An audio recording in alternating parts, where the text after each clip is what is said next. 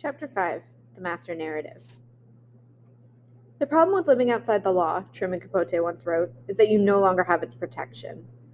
I never felt protected by the law. I didn't understand why the law was the way it was. To pass as an American, I always had to question the law. Not just break it, not just circumvent it, but question it. I had to interrogate how laws are created, how illegality must be seen through the prism of who is defining what is legal for whom.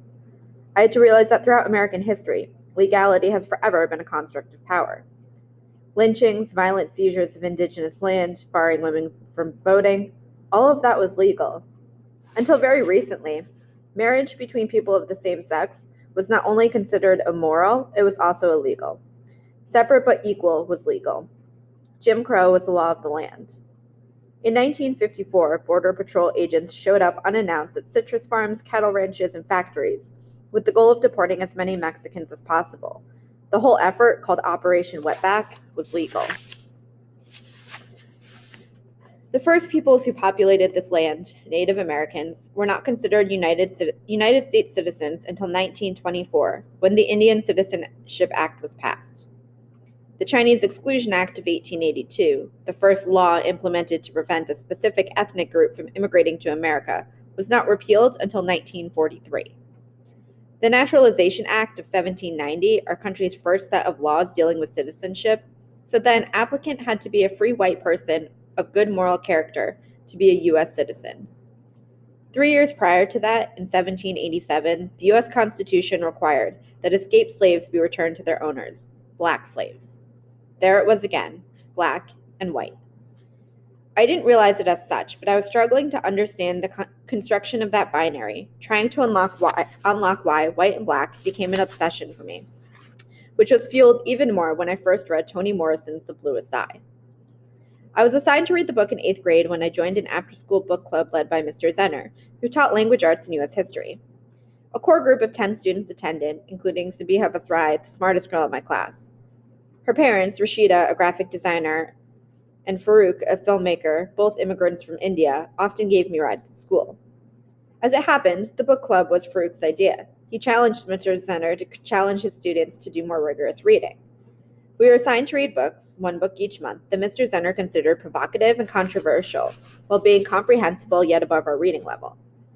His list fit the criteria. From Hermann Hesse's Siddhartha to Eric Maria Remarque's All Quiet on the Western Front to Ken Kesey's One Flew Over the Cuckoo's Nest. No book stimulated me more than Morrison's. The Bluest Eye was a puzzle. The way the book began, evoking the Dick and Jane and mother and father photograph from basic reading primers I knew nothing about. The way it was structured, the book was divided into 4 parts, each a season of the year. The way Morrison revealed the entire plot of the book on the very first page. Pecola Breedlove, the 11-year-old at the center of the story, is impregnated by her own father, and she will live and her child will die. The way Morrison used language, including the italics that open the narrative. There is really nothing more to say, except why, Morrison writes. But since why is difficult to handle, one must take refuge in how. The how of the story is Pecola being told that she is ugly, unattractive, unwanted. She takes it all in, so much that she wishes for blue eyes. The why of the story haunted me. Why was Pecola wishing for blue eyes when she had black ones? Who told her to want blue eyes? Why did she believe them? I would come back to Pecola's story again and again, unlocking whatever meaning I could find. In the pages of The Bluest Eye, Pecola was a year younger than I was when I came to the U.S. Our lives couldn't have been any more different, save for the one central detail. We were both lied to. Hers was the lie that blue eyes were better, that she was not enough. I didn't recognize that the lies that made up my life until a year after reading about Pecola. By that time, I had become aware of the fact that I didn't have legal documents to be in this country, that I was illegal. The word was ubiquitous, always floating in the air. Illegal was what the news media called us, from the television and the radio news programs I consumed to the newspapers I read at the school library, to the magazines I would lose myself in at public libraries. The word, I discovered, was more than an identification. It carried meaning, signifying what I could not do.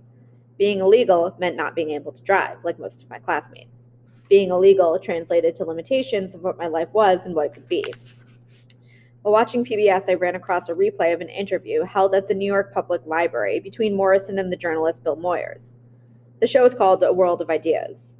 I was so stunned by the exchange that I searched for the transcript. Moyers. I didn't think I've ever met a more pathetic creature in a contemporary literature than Pecola Breedlove. Abused by her, Morrison. Everybody. Moyers. Parents, rejected by her neighbors, ugly, homely, alone. Finally descending into madness. It's been years since I read the novel, but I remember her. Morrison. She surrendered completely to the so-called master narrative. Moyers. 2? Morrison. The master narrative. I mean, the whole notion of what is ugliness, what is worthlessness, what is contempt. She got it from her family, she got it from school, she got it from the movies, she got it from everywhere. Moyers. The master narrative. That's life. Morrison. No, it's white male life. The master narrative is whatever ideological script that is being imposed by the people in authority on everybody else. The master fiction, history, it has a certain point of view. So when these little girls see the most prized gift that they can get at Christmas time is this little white doll, that's the master narrative speaking.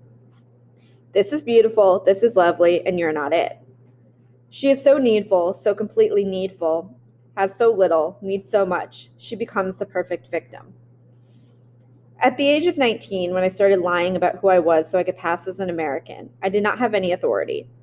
The only history I knew of was my own, which I was still struggling to make sense of. But after watching the interview and reading the transcript, I decided that I must not play the perfect victim in my mind. Victim and illegal were one and the same. I convinced myself that someone, somewhere, somehow, created the master narrative of illegality.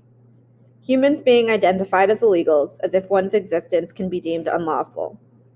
Illegals serving Americans either by babysitting their kids or trimming their lawns or constructing their houses or harvesting their crops.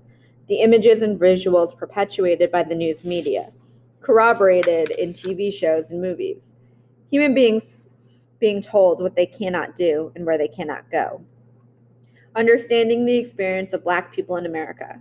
Why Black was created so people could be white, pried open how Latinos, Asians, Native Americans, and other marginalized groups have been historically oppressed through laws and systems that had little or nothing to do with what was right.